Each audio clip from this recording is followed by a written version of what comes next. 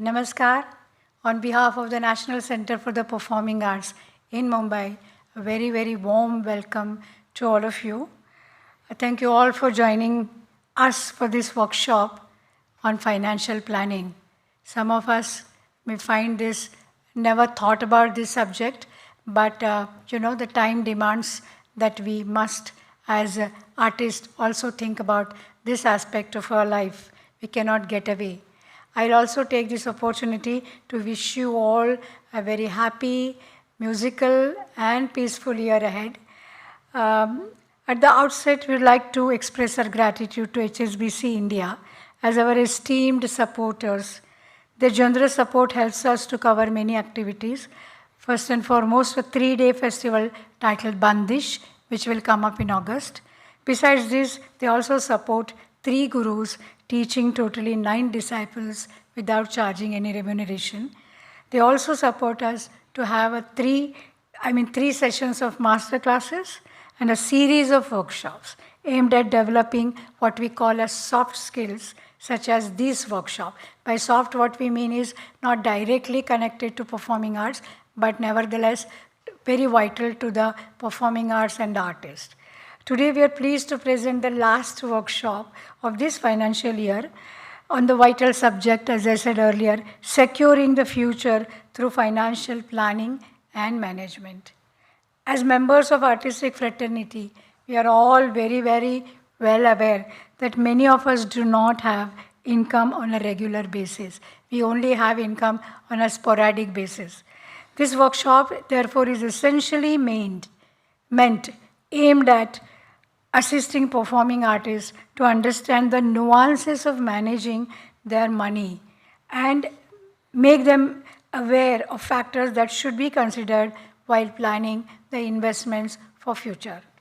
Additionally, the speaker will also focus on certain safeguards and precautions that one should consider and apply for planning for investments and managing finances. One more point that I would like to stress upon over here, that as performing artists, we also know that there is only a definite span for which we can practice our art. When the body fails, etc., voice fails, we cannot anymore perform, but of course, we try to teach and those things are going on. But nevertheless, stressing that not only that we have sporadic income, we have income for limited direct income for limited span of our lives. And therefore, workshops such as this, understanding of how to plan the finances becomes very, very important. Today, we are fortunate friends to have with us Mr. Sourav Chatterjee, who has had 2 decades of experience in guiding people on investing and planning their finances. He has been part of teams that design, manufacture, and distribute financial products. Currently, Mr. Chatterjee is the Vice President, Wealth Insurance, HSBC India. We take this opportunity to thank Mr. Chatterjee for sharing his expertise with us. Friends, the duration of this session will be about 60 minutes, requesting you to post your questions in the question-answer section. Thank you all once again. I'll come back after I receive your questions after the session. Over to you, Mr. Chatterjee, with a lot of thanks. Hi, everybody, and thank you for the wonderful words. And so we start this session on financial wellness. So financial wellness is a key parameter on all of our lives.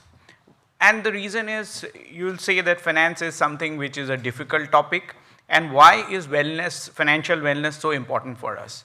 But as you understand that to meet all our basic needs, income and financial well-being is extremely important for us. And financial well-being is the first step towards mental well-being. When we are in a good state financially, we will be in a good state mentally. So whenever we have done research throughout the world on what are the key factors which affect mental well-being, we found that financial wellness was one of them. So friends, today our session is on how we can implement the principles of financial planning to plan our finances and to decide on what we should focus on and what are the instruments that we should buy and what are the instruments that we should invest into. There are lots of people and lots of noise in social media today. Markets are at all-time high when everybody is talking about markets. Now, everybody is talking about equity markets. If you go via the train or you go to your local sabji mandi, you will find that everybody right now is talking about markets, that this is perhaps the Amrit Kal for India. Now, in such a scenario, what do we do? What do we do? How do we plan our finances? And how do you keep your head straight and do not invest into some instrument which can be detrimental for you at a later point of time? The idea, my friends, it starts with a financial plan. That we have to first decide on a financial plan and only then go to the next step of instruments. So my presentation starts with why financial planning is important. So the basic point of a financial plan is the idea of identifying financial goals, which enables us to focus our investment towards achieving these goals. So what are these financial goals? Financial goals are nothing but our own goals, our own dreams, our own aspirations, which we put a financial number to it. This dreams and aspirations can be different from one person to another. For somebody, the dream or aspiration could be buying an expensive car. For somebody, the dream and aspiration could be of going on an overseas holiday. For somebody, the dream and aspiration could be to buy an amazing expensive musical instrument.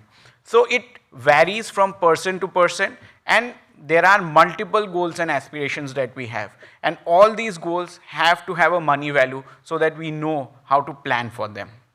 Focusing our investments ensures that we create wealth through timely and appropriate investment. That is one of the basic tenets of financial investing.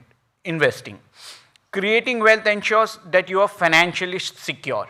This is the first point of financial wellness. So once you are financially secure, you will be in a position to take better decisions in other areas of your life.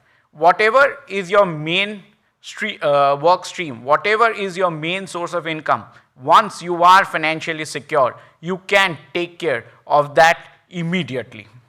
Financial security helps you overcome expected and unexpected ups and downs in your life. Whenever there are times when for a long period of time the income streams stop, that is the time when these financial instruments help you survive and tide over those difficult times. Proper financial planning ensures that investments are inflation proof. So what is inflation? That is a big question, because all our discussion starts with inflation. So today if you have 100 rupees, after 5 years that 100 rupees will not be 100 rupees. It will buy goods lesser than that 100 rupees, because the prices are increasing all around us. From bus fares to taxi fares to train fares to the places where we stay, our house rents, everything is increasing. So if the money that you save is kept in some locker, it will not increase. You have to invest, and you have to invest judiciously in the correct instruments so that you can inflation proof your investments. So my first point would be on the goals. So what are the goals, and what could be the goals that are critically important for all of us? For somebody, a goal could be travel. For somebody, the goal could be to start your own business. For somebody, the goal could be as simple as a wedding in the family. For some people, the goal could be to send their children to an international school. Education is a common goal among us Indians. Retirement, a goal which starts the day you are born. Because the day you start earning, one thing is for sure, that at one point in time, your earnings will stop. And whatever is your occupation, you will not be able to continue with it. For some people, the working span could be 40 years, and for some people, it could be as small as 20 years also. But in that span, you have to save so much so that it can take care of that point of time when you are not earning. Plus, retirement has become a very big theme right now, wherein a lot of people think of retirement only after 60. But now that's not a reality. The young generation thinks of retirement at 50 years also. They feel that, okay, I will work till I am 50 or I will work till I am 45. Beyond that, I will do what I like to do. And I will not go for a 9 to 5 job, or I will not work in the specific area of work where I am working. So how do you look at retirement as a theme? How do you look at planning for your goals? How do you take care of your protection goal? That is, when things are difficult, when you are sick, or when somebody in your family is sick, how do you take care of those expenses? Then there are plans for major purchases. Today is the time when everybody is focused on how they can live better and live a fuller life, and how they can be more happy with a more fuller life. So how do you do that? You buy a better car, you buy a Tesla. That is the whole idea. That is the whole idea of helping you fund your major finances by doing proper financial planning. So this session starts with the easy steps to build a financial plan.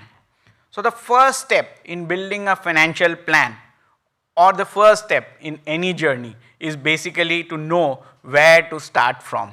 So where do you start from? You start from your current net worth. So what is your current net worth and what is the state that you are currently, so that you know that how much you need to save to be at the point where you want to be. It is your assets minus your liabilities. So what is the total expenses, what is the total assets that I already have, what is the total investments that I already have, what is the total liabilities or loans that I already have. So this is basically, if you look at it, what is the total wealth I have and what is the cost that I know that I have to incur. Like if some people may have personal loans, some people may have home loans, then you know that assets minus liabilities tells you that that is your net worth. Then comes what is your goals. I had a detailed discussion on what can be the goals. The goals are different from person to person and from people to people, but every goal has to be monetized. Identify your short-term and long-term goals. Identify which goals are important for you, which are short-term goals. Like buying a car could be a short-term goal, retirement could be a long-term goal.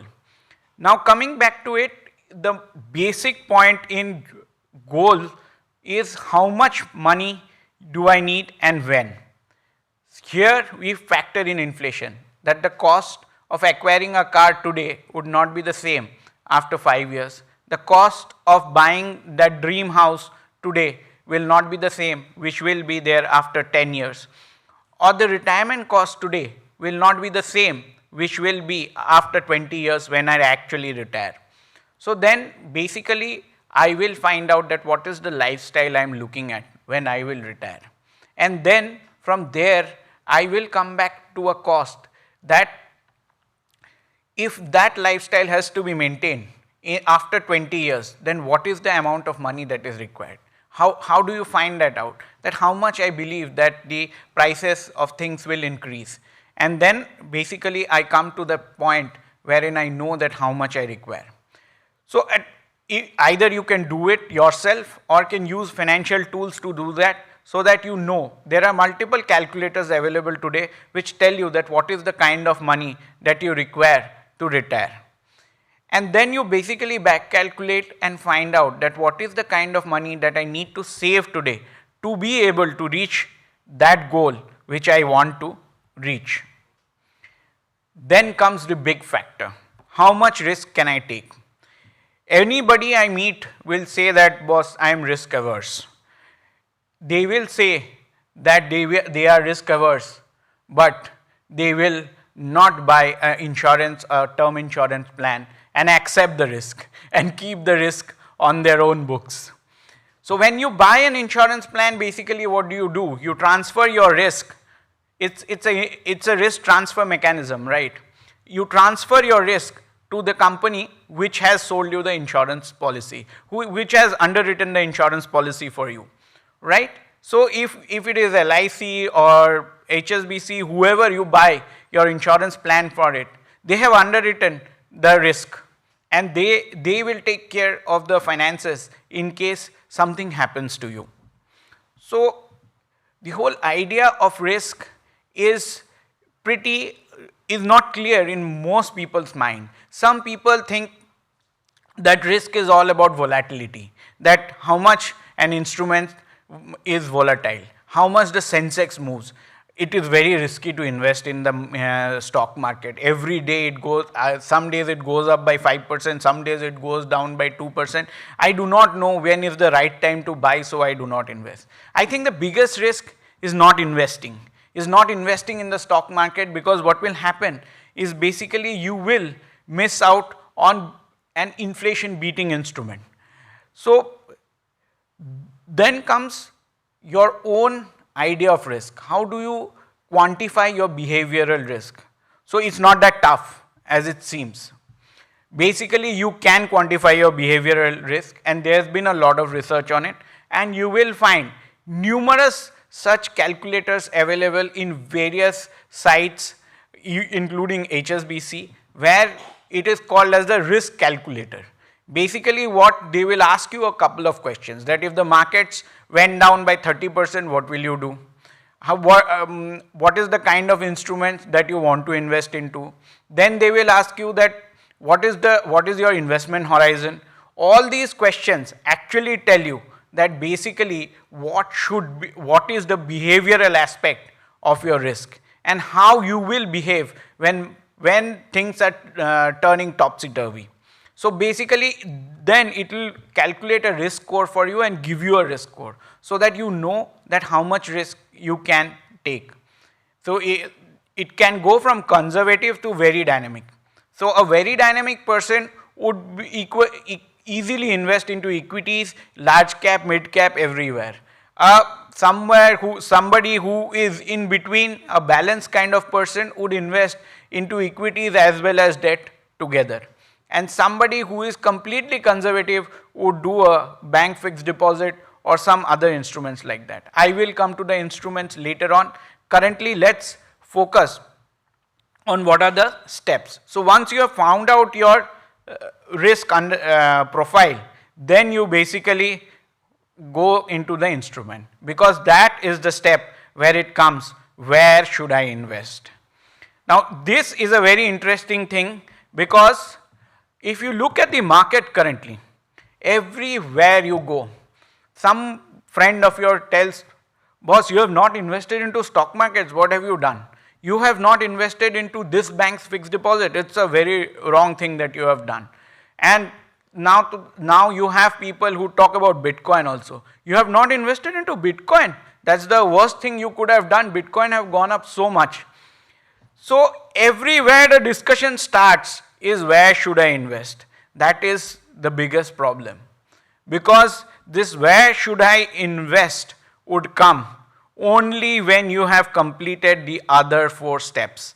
Till you complete the other 4 steps, this where should I invest doesn't exist, because you do not know that for how long you need to be invested. You do not know that what is the kind of risk you are ready to take, what is the kind of money you need after 5 years, 10 years or 15 years, what are your goals and what is the money value of that goal, and how much do I need to invest.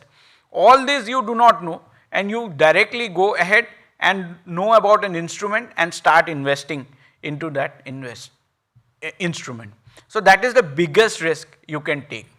So when markets go up, that time is known as the bull market, because we are currently at Mumbai, and which is the financial capital of the country. So everybody is talking about the market. Even in 26 January celebrations this year, when I was there in my complex, some people were talking about the markets. So here everybody is talking about the market, and because of the bull market, and everybody is now kind of thinking only about markets. This is a time to have a balanced mindset. When we actually look at our entire portfolio and see where we should invest and why we should invest. So once you have gone through all these 5 steps, then only you should look into the instrument of investing. Now comes the myths of financial planning.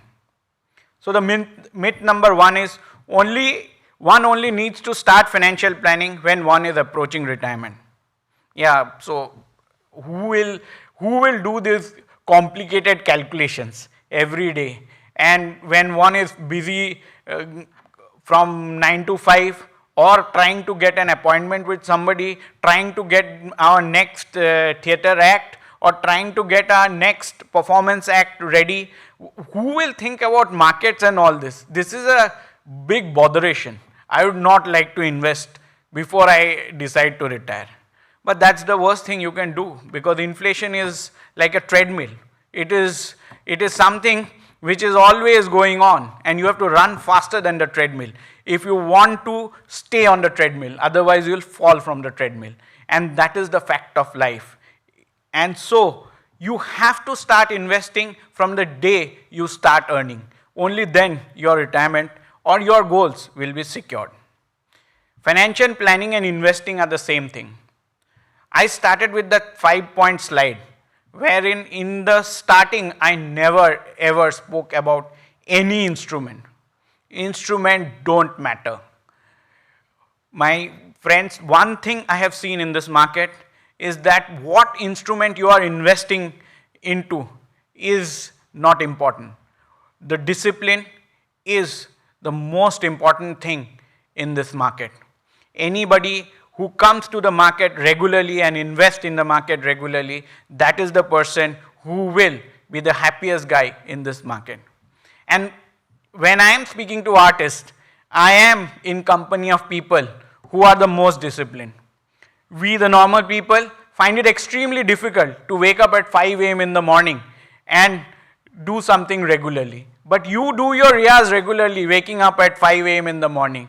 Rain, sunshine, here the sun even doesn't rise at 5 a.m. by the way. So whatever happens, every morning you are up there practicing so that you can perform better the next day. Financial planning is also like that. In between there will be times when things will not go as planned. But then at the final point in time, financial planning will come and help you. So financial planning and investing are not the same thing. You should plan and you should know that what is the kind of money I need to invest every month.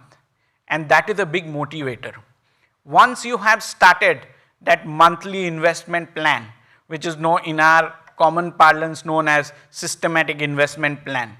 It could be to stocks, it could be to mutual fund, whatever instrument, it doesn't matter. But what really matters is that discipline, that every month it goes. So you know that every month I have to earn at least that much so that I can ensure that that plan goes through. Then comes financial planning needs to be done just once and doesn't need review. That is also not right. You also understand that as artists, there are times when you reach a kind of a plateau, right? You feel that I am not improving. I am doing the same thing. I am kind of not improving and going to a higher level. So in financial planning also that happens. You may start investing, but at one point in time, you will find that perhaps one asset class has become larger and compared to the other asset class. Maybe equities did very well, so you have too much of equity now, and when markets correct, your portfolio will get affected. So it needs regular review. So I think a rebalancing, which is a yearly rebalancing, is kind of very tax efficient, and all of us should look at our portfolios at least once a year. Then comes financial planning can be done when you already have a lot of money. That's wrong, because it's one of the biggest myths. Because in India, you can start a systematic investment plan from 500 rupees. So 500 rupees would be the amount of money you pay for your lunch every day. So that is the smallest amount through which you can start investing and start the journey. I don't say that 500 is enough, but it's just the starting of the journey, which can be started at any point of time and which doesn't require a lot of money. So we should start planning for our finances. That is a critical area. Coming back to clearing the financial jargon. I spoke a lot about financial well-being. Financial well-being is critical because your mental health will not be that superb if your financial well-being is not proper. If you feel that each time you will have to think about, before taking any decision, you will have to think that whether I have enough resources to support myself. Or each time somebody is sick in your family, or you need to take care of your old parents, and you're always there is always a hand-to-mouth existence. So you cannot perform at your best. So first you have to secure your financial well-being so that your mental well-being is always effectively maintained. Savings and investment are not the same thing.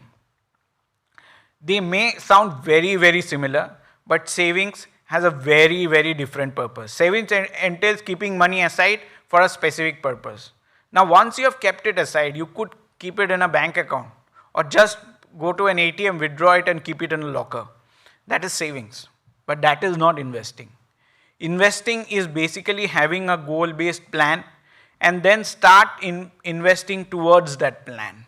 Every month or every quarter, whatever is convenient for a person. Focus on investing a fixed amount of money so that you can meet that goal. Then comes the long-term investments and short-term investments. So long-term investments are investments which are greater than 5 years. And short-term investments are investment between 1 to 5 years, which can be fixed deposit, MFs, equity. Long-term investments is equities, MF, and perpetual bonds. So I just gave you an idea of what are the kind of instruments you can look at depending on the time horizon. We will come on a detailed discussion on the instruments. So coming back to this, how inflation can be killing. Everybody talks about inflation, right? There is a price rise. So cost of everything has gone up. Everybody says that the inflation figure is around 7%. We had budget 2 days back and everybody was talking about the inflation figures at that point in time.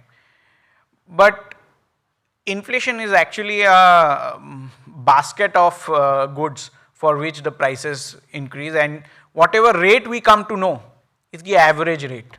That's not the correct rate of how the basket affects us. So education inflation would be at 20%. It will be in double digits, because I'm sure you would have realized that the time you were at school and now when your kids are at school, what are the fees or the quarterly fees or annual fees?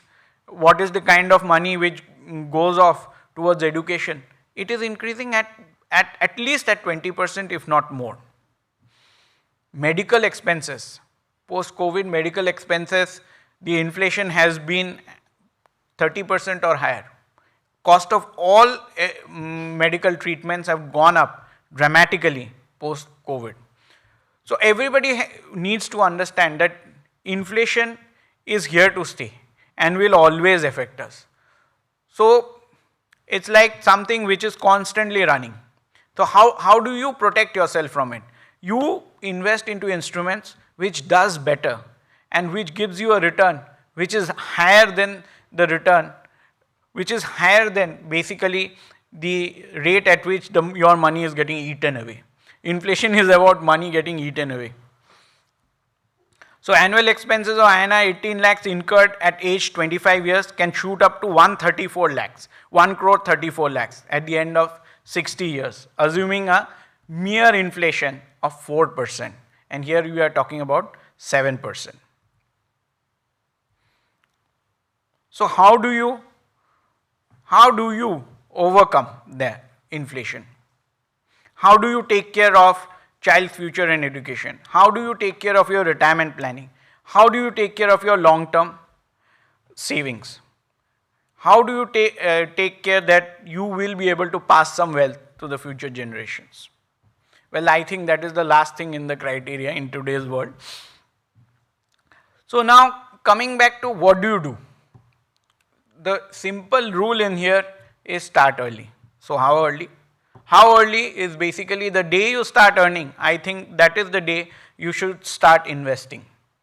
You should decide that every show I do, every event I do, there is the 30% which goes into investing, or there is a whatever percentage is comfortable, because all of us know one thing for sure. We may not know our incomes, which can change dramatically over the years, but we know for sure what are our expenses. When we become sure about our income and we know that this is the fixed amount that we will be earning at a point of time, then what happens is we start increasing our expenses. So this urge of having a higher lifestyle, to an extent, if we can curtail that and also put in an urge that every time my income increases, my saving should also increase. How do you do that? My investing should also increase. How do you do that? You do that by putting a percentage, that 40% or 30% of whatever I earn, I will keep investing. So here is the typical story of two people, Priya and Rajan. So Priya invests 2,000 per month in SIPs from the age of 25, contributing similar amount every year, and accumulates 1.16 crores. Comes Rajan, who is till 35 years he was enjoying life. He was going to the parties, he was spending fully, and only when he is 35 he started investing, and that to 4,000 per month, double the amount that Priya was investing. But till the age of 60 he could only save 72 lakhs. So the whole idea is we start early and invest more. So what do you do when your portfolio valuation goes down?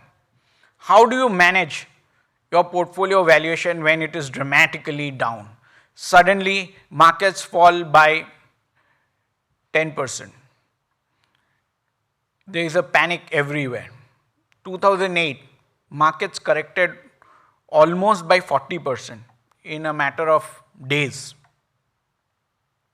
So what do you do in such scenarios? All of you have been through COVID, and you are aware that how markets suddenly corrected during that point in time. Markets had corrected by around 30% in a matter of couple of days. And everybody was saying that it's a doomsday, airlines will never be able to stand back again, only the pharma sector will do well, all other industries will completely stop. But did that happen? It didn't happen. It is all in our mind. The world goes on. All these difficulties keep coming. So this graph is a typical graph which will be there in most investing material, which will show that in the long term things go well. As in Hindi they say कि अंत भला तो सब भला. So the whole point is that if the ending is not good, that means the story has not ended. We should keep waiting and stay invested and keep our calm. That is the best way of handling volatility. Just stay calm and stay invested. We know that in the long term, all these fluctuations will go off and markets will take care of all these fluctuations. Because what is happening? Why does this graph always go up? The reason is earnings. So anybody what are we investing into whenever we are investing into the equity market? We are basically investing into companies. We are investing into companies like Tata Steel. We are investing into companies like Reliance Industry. Every year their earnings go up, right? So their earnings decide what will be the stock price, because whatever is the stock price today, that is basically decided by what will be their earnings in the next 10 years. So whenever you buy anything, you buy with the thought process that this particular instrument will keep giving me a regular income for a very long period of time. So that's why people do their business and they expand their business so that their earnings keeps increasing.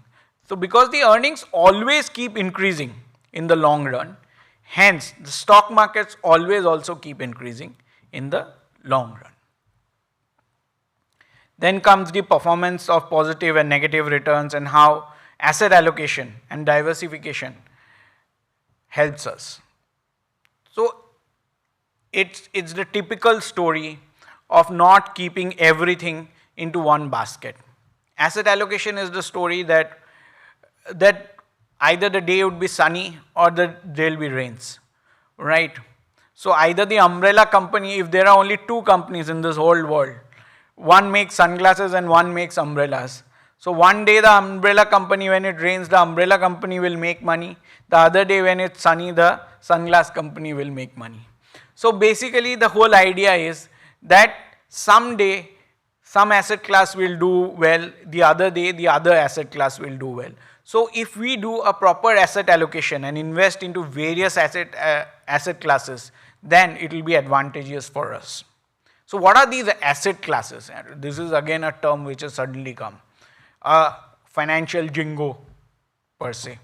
So asset classes are nothing. If you do a bank fixed deposit, it is known as debt. That is one asset class. When you buy gold jewelry, you are investing into gold. That is another asset class. When you buy those silver thalis for your gods at home, that is basically investing into silver. So that is also asset allocation. So when you go ahead and buy a house, you have invested into a property. That is also part of asset allocation because obviously you are investing into real estate. That is another asset.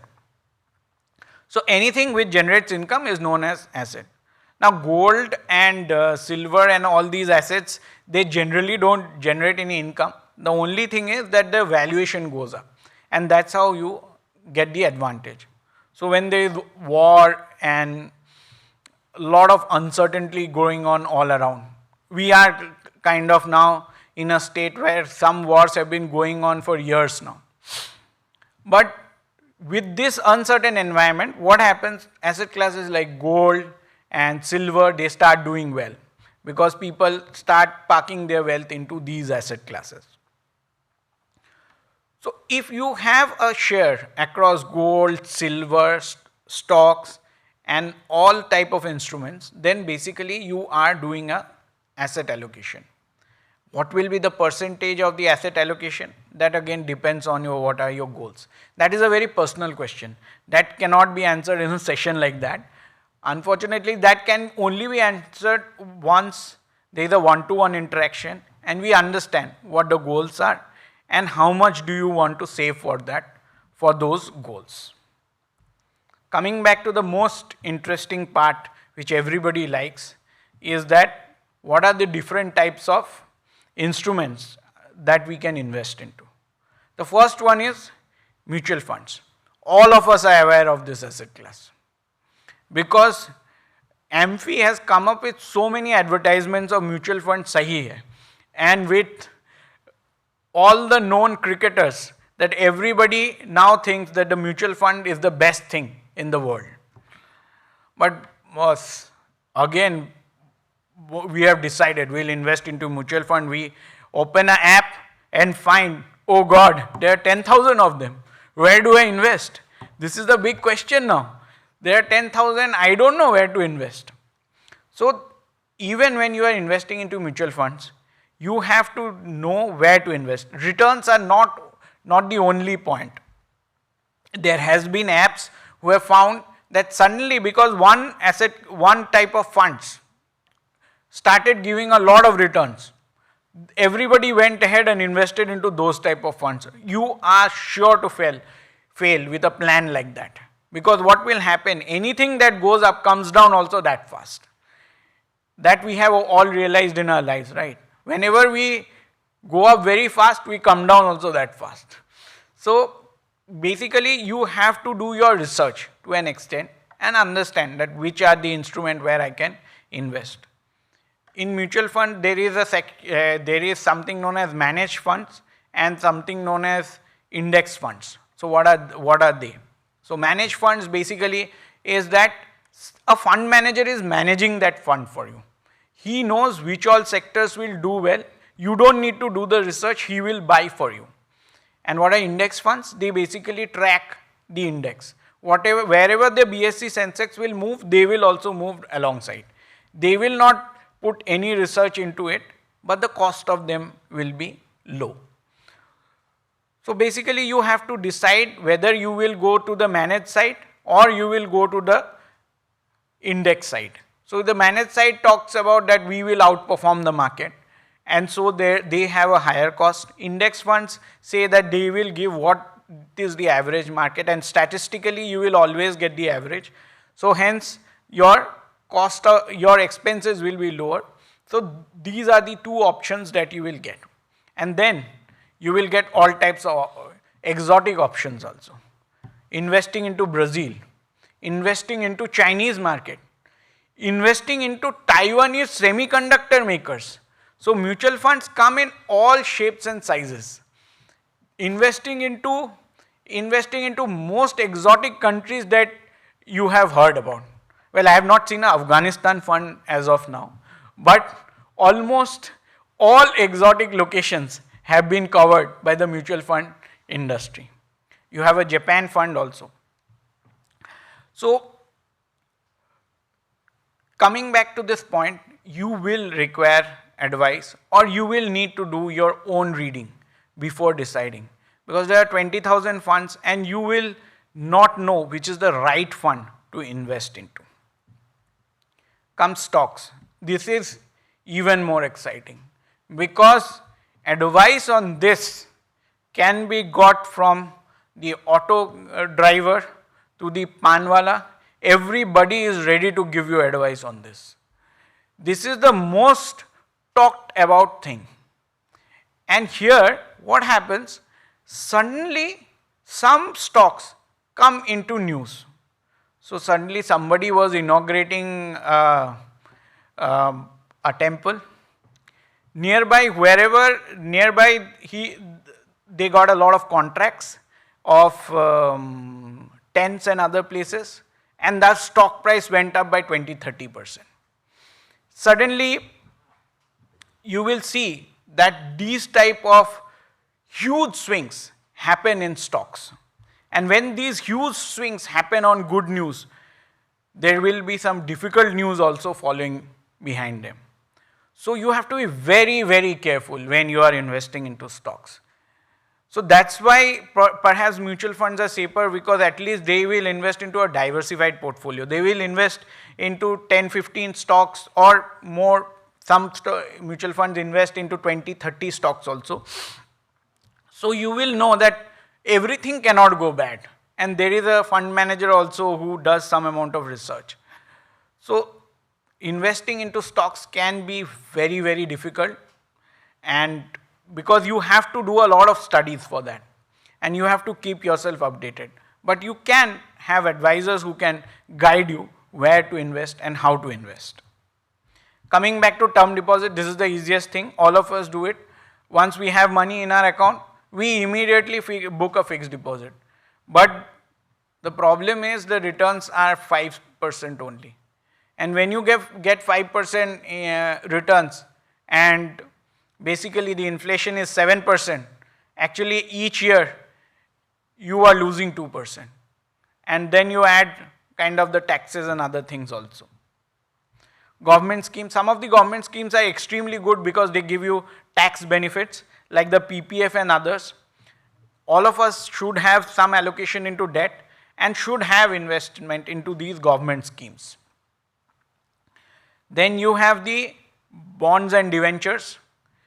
So like this is again like James Bond is there, so we have bonds, right? So the mutual fund industry has these instruments which will give you a fixed return, which is a equivalent like your term deposits, and debentures also are instruments that are very similar to that. Each month you will get a fixed coupon, which is the fixed amount of money you will get. but the returns of this will be a bit higher compared to term deposits, because term deposits are offered only by the banks. But again, it is very difficult to identify which bonds will have what type of credit risk. So it is better to invest through the mutual fund route, whose underlines are basically the bonds and debentures. Coming back to provident fund, everybody is aware of it. Anybody who is working and gets a regular salary, there is a amount which gets deducted every month to something known as the PF, which is the provident fund. Provident fund actually has some rules basis which it is majorly invested into debt only, and so it is basically a forced saving done by your company on behalf of you. Then comes insurance. Everybody is aware of this. Everybody is aware of the local uncle who your dad knows. The day you start earning, that local LIC uncle will come to you and pitch multiple plans to you. The day you walk into a bank branch or you go anywhere, people will talk about these insurance plans. So you have to know how these plans affect you. Whenever you go to various websites, people will talk about term insurance, that they will provide you a 1 crore cover at 20,000 rupees. So you have to understand how these instruments work, and then probably how it will help you protect. So insurance helps you protect from both sides. So basically you have the term plans, which are the pure protection plans. That is basically you invest, say, on a yearly basis 20,000 rupees and it will just give you protection. Then there are unit linked plans, which basically gives you protection as well as an opportunity to save for your future. So but one thing is for sure in insurance. Insurance is all about long term. You should not think that I will do an insurance only for 5 years. No. You know that your working life would be down, will be there for next 30 years, 20 years, whatever. So insurance always, as a rule, have to be done for the long term, not for the shorter term. And then comes the most interesting asset class for all of us, and all basically for the ladies also, gold. Everybody is invested into this because everybody will be buying gold ornaments or something.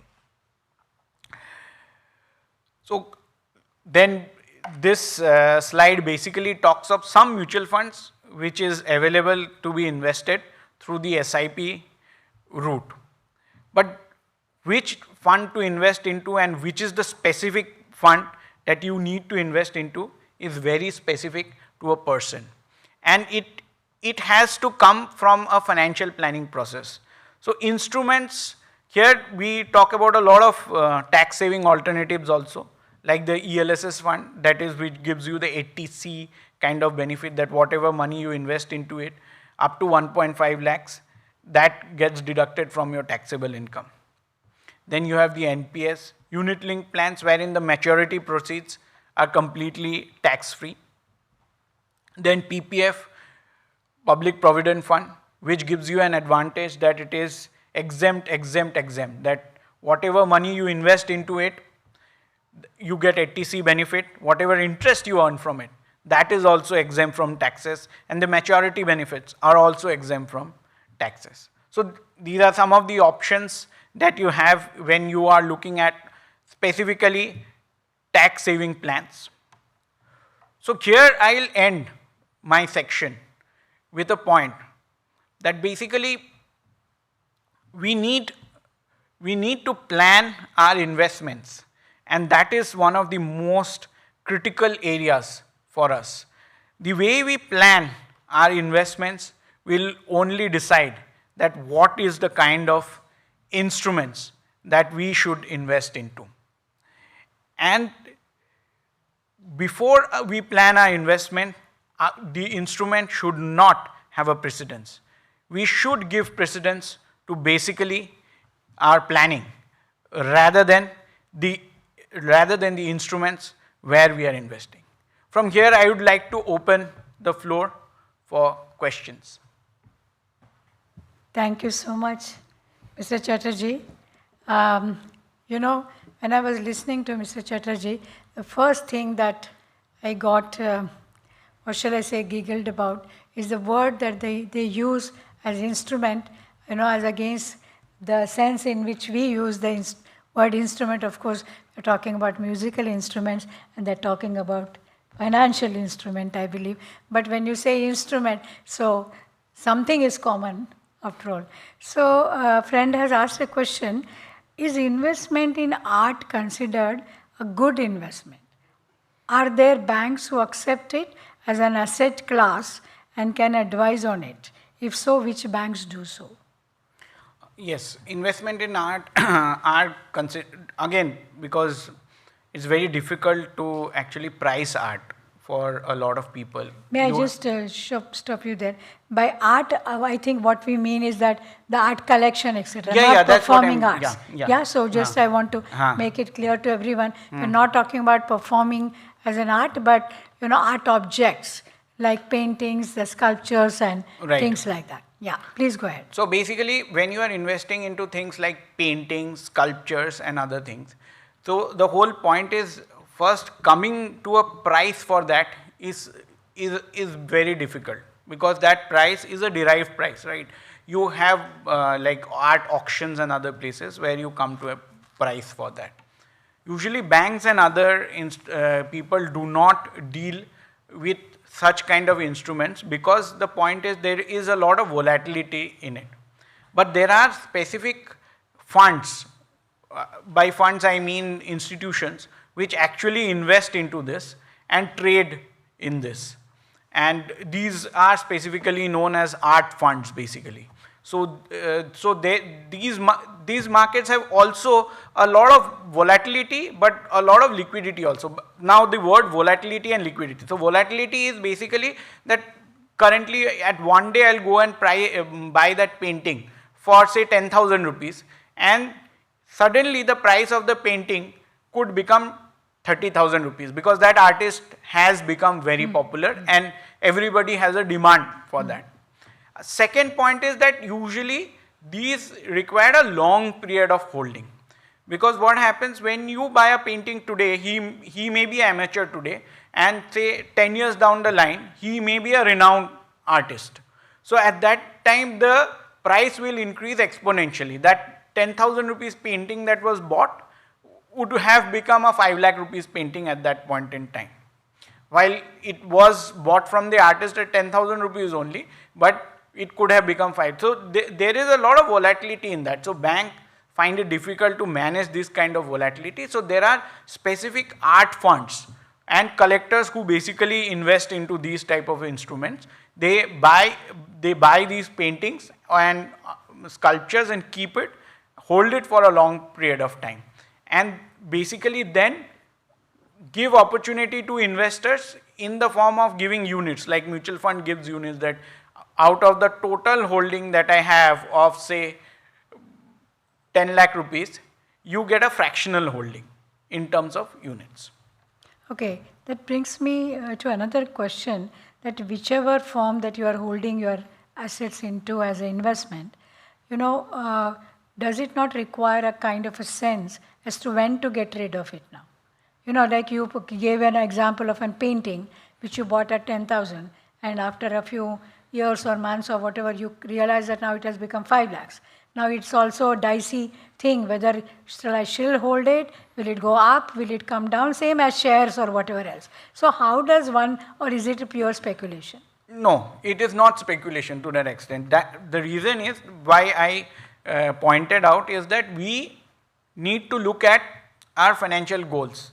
So if I need the money after 5 years, because I am retiring after 5 years, markets may be down, whatever may happen, I need the money after 5 years, right? So the whole point is all these instruments that we are talking about, like mutual fund, stocks and everything, these are known as financial instruments. All these instruments basically have a holding period. Like stocks and mutual funds will have a holding period of at least 5 years or more. So in that scenario, what we depending on the type of mutual fund. If it is an equity mutual fund, it will have a holding period of 5 years or more. So basically in that scenario, that you know that this is the time period till which I will be invested into this instrument, then I need this money. So at the onset only you will decide. Anything like if I need the money after 1 year, I will invest only into fixed deposit, because I will not want to go through that volatility. Or I will invest into a liquid fund, or I will invest into a debt fund which has a maturity in 1 year, or any instrument which has a maturity in 1 year. If I need money after 5 years, only then I will invest into equity markets, or I will invest into mutual fund which have equity underlying. So which means that when you are investing, you ought to know when, how much you will be requiring, and therefore go with that kind of option. Right. The next question is investing in equity the best choice for short-term investments? No, it's the worst choice for short-term investments actually. Okay, good. One quick Because, answer, yeah. because the reason is that there is so much of volatility, right? You don't know that probably you invested 100 rupees, next day only the equity markets fall by 5%, and you will need the money because it's a short-term investment, and your 100 rupees has become 95.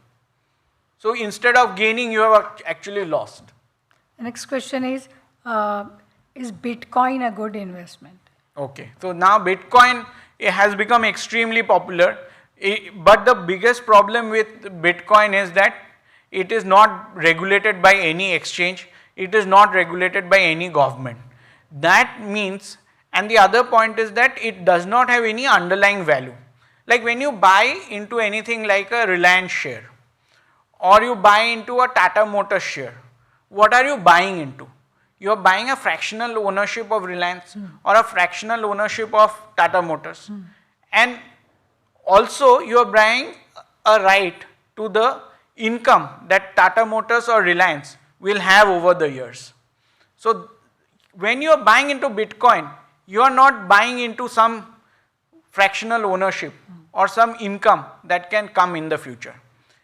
So the only thing you are betting on is that the price of this will go up, which is a very risky thing to do, because the price of it will go up only till there is a lot of money in people's hands and everybody is investing into Bitcoin. It's like passing the parcel, the game which we played when we were young, right? So the guy who has the parcel last when the music stops, he is the guy stuck with the parcel. So Bitcoin is also like that. As of now, I got it for 10 rupees. I gave it to B for 20 rupees. He sold it again for 40 rupees, and so I perceive that the value is 40 rupees. But I may be the person D who would have that parcel by being in 50 rupees, and suddenly there will be no buyers. There is a high chance of that. So it's a high risk. It's a high risk. Yeah. You mentioned investing in insurance. I have a term plan cover for a decade now. What would you suggest investing, or would you suggest investing in an additional investment return based insurance plan? So first point is that what is the coverage that you require? Whenever you are investing into an insurance, what are you are actually transferring your risk, right? So when you are transferring your risk, the risk here is your mortality risk. When you invest into mortality risk is that you may die one day. So when you die one day, basically what happens is that your incomes, your family cannot be taken care by your income, and you want to replace that income by buying a term plan. That is basically whenever you invest into term plan, that risk you are insuring. But then over the year, when you had 2 decades ago or a decade ago started a term plan, your income was say 10 lakhs per annum. Currently your income might have increased, and your family's lifestyle also might have increased, and so your requirement for cover might have gone up. So this is a very individualistic question that has to be calculated and checked whether we should invest into a new plan which will give us that extra cover. Okay. What are NFTs, and should we invest in it? So NFTs are a latest fad currently, wherein you invest digitally to get rights over a particular instrument. But currently, no legal exchanges kind of give you an option of investing into it. It is an emerging technology, and perhaps it's an emerging thing, and perhaps over the years, India will also have NFT as funds, and at that point in time, you can invest. Okay. So, in general, for artists, with again the point that I raised in the beginning, with just not regular incomes like a salary pager, what would you today advise the investment avenue as? So I think for artists, one of the best investment avenue, which is not at all complicated, is index funds. So what they can do is they can start with small systematic investment plans. That is, every month they invest a fixed amount into a particular index fund, and they know that that is the kind, basically which amount can be 20,000, 30,000 or 1 lakh rupees, depending on what you want to invest and what are your goals. I think that can be a very simplistic way of investing and starting the investment journey. Okay, so I think we have enough of questions, and we'll end the session here. Thank you so much for your attention and posing these very interesting questions. And should you have further questions, please do let us know. We will pass it on to Mr. Chatterjee. Thank you so much, and thank you so much, Mr. Chatterjee. Thank you. And thanks to HSBC.